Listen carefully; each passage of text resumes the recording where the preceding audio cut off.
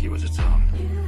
But I chose you from this world, and you do not belong to it. That is why the world hates you.